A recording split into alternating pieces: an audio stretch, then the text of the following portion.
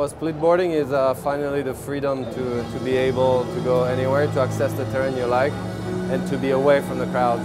Yeah.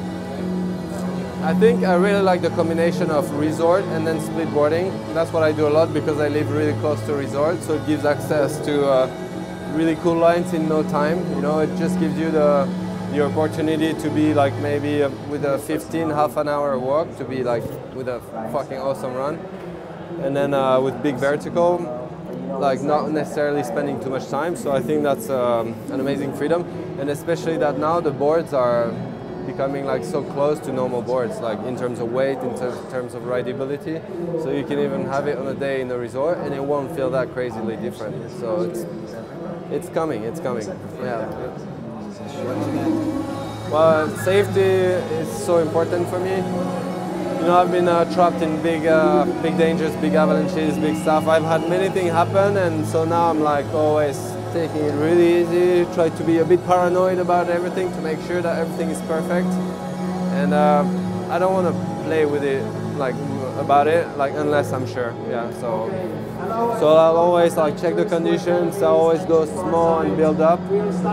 But then like, you know, people see the big stuff and like the big stuff happens, but it's not every day. It's just when it's the freaking perfect day only. Yeah.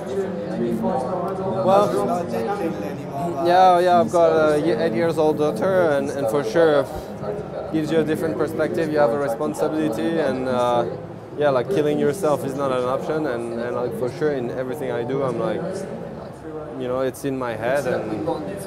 But I think that before I was still always really cautious, even if people don't think that. So yeah, I think, you know, when I had my daughter, I decided with my wife, you know, because she's a mountaineer as well. You know that you know, like mountain is what we do. You know, we like to take risks, but we don't like to be stupid either. And like, we're not gonna change and stop everything and be unhappy because of our daughter. We want to show her the values that, you know, the mountain bring us, and I think that's a nicer message. Even though, you know, life, we're humans, we're meant to die one day, so whatever. Like, we're gonna live life. Yeah. Well, I don't know. I think in the mountains, when you go on a challenging tour, it can always be different. What, you know, like the dangers or the difficulties that you're gonna face. But usually you're in your little bubble, and then it's just your mind analyzing everything to see if everything works. Like seeing the snow.